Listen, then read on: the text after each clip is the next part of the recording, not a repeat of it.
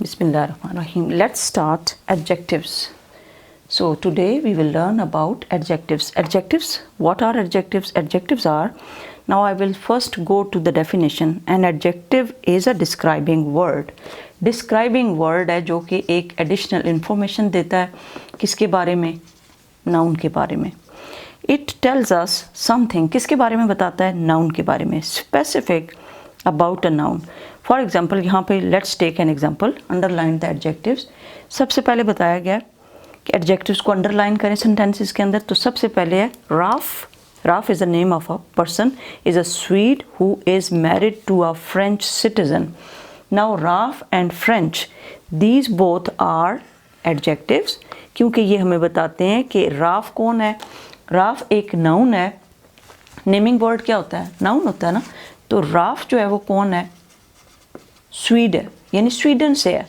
तो जब हम कहेंगे स्वीड है, it means we are telling additional information about Ralph.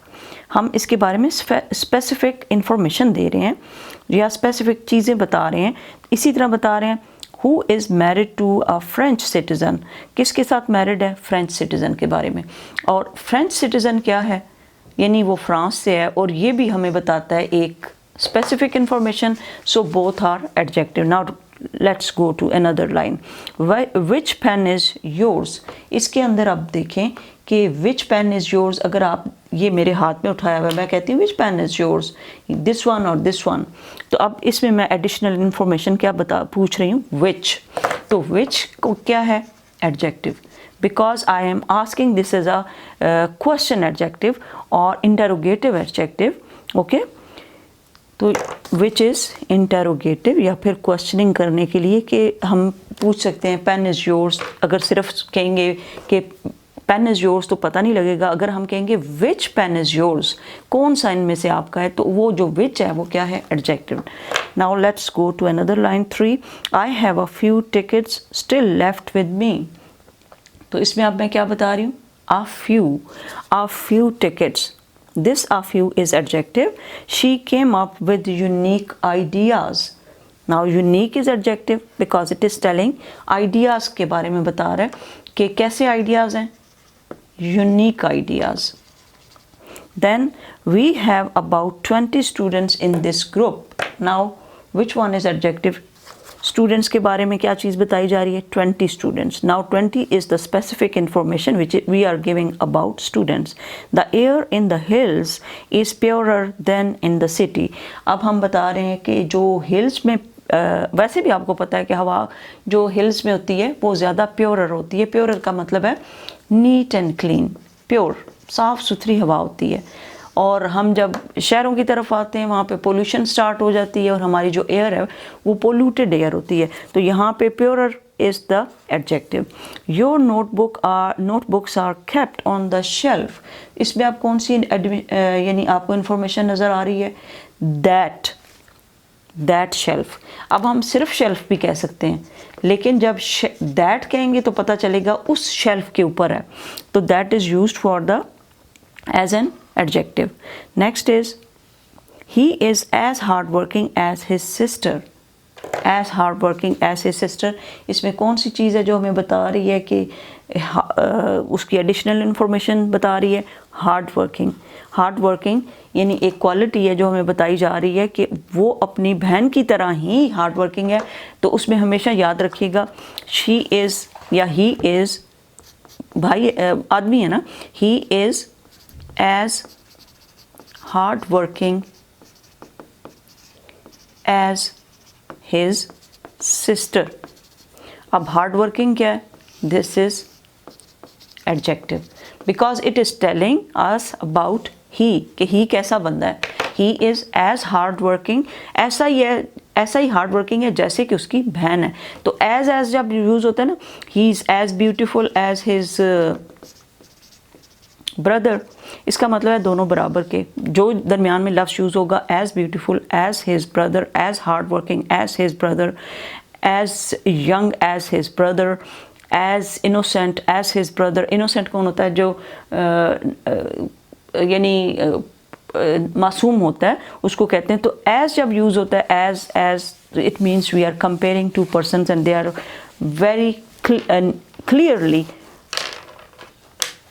same from one another, same to one another. If they are not same, we will not say as and as. Okay, then is David is a dependable person.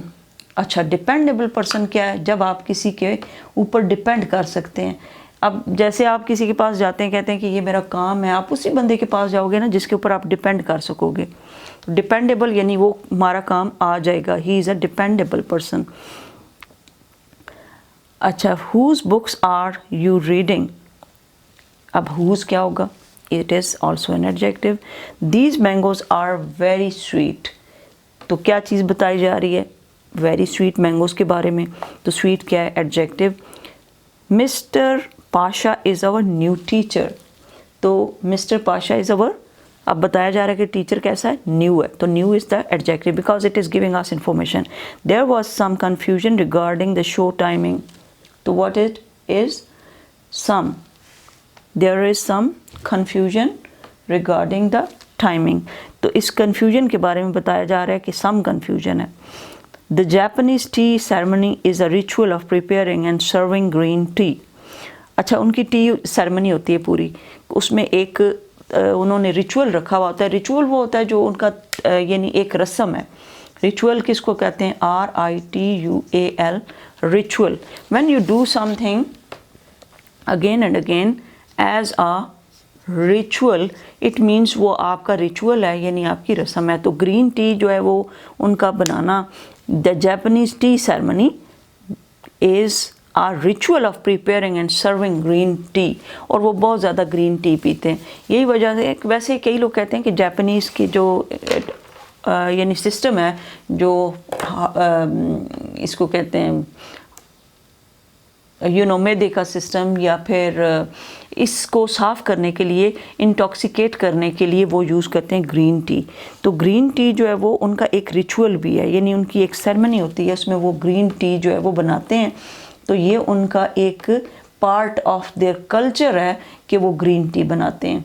तो इसमें क्या कहेंगे? Japanese और green जो है वो the Japanese T. अब T के बारे में बताया जा रहा है, तो इसलिए जापानीज़ क्या होगा? Adjective.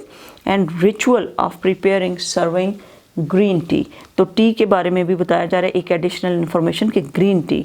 Asim von a gold medal at the tournament. अब यहाँ पे मेडल के बारे में बताया जाए कि किस चीज़ का था? गोल्ड मेडल था, प्लास्टिक मेडल तो नहीं था, because we are telling this is gold medal and gold is also adjective. Okay, now इसकी पढ़ते हैं definition. An adjective is a describing word, it tells us something specific about a noun. Adjectives can also be can be used either before और after the nouns, या फिर वो before noun use होते हैं या आफ्टर नाउन यूज़ होते हैं। यहाँ पे देखें, Japanese tea before the noun use हुई है, some confusion before the noun use हुआ है। अच्छा, green tea before the noun use हुआ है। अच्छा, फिर आ गया 20 students before the noun use हुआ है। अ फ्यू टिकट्स में भी बिफोर द नाउन, लेकिन ये कम आफ्टर द नाउन्स भी यूज़ हो सकता है। Now David is a dependable person before, ये डिपेंडेबल पहले आया इसलिए ये बिफोर नाउन आया। फिर है Ruba is very kind, very is, very के बाद क्या आया? काइंड। काइंड किसके बारे में बता रहे हैं? Ruba is very kind. Now we are using two. Both are hard working dancers, both are hard working dancers, इससे हार्ड वर्किंग पहले आया डांसर से, तो डांसर्स कैसे हैं? हार्ड वर्किंग, तो ये एडजेक्टिव कैसे आया? पहले। रूबाज डांसिंग इज़ बेटर, अब रूबा की डांसेस के बारे में बताया जा रहा है कि कैसे हैं? बेटर हैं, ये आफ्टर आया, after the noun. After the noun भी आ सकता है और before the noun, dependable person में जिस तरह आया बिफोर द नाउन्स भी आ सकता है।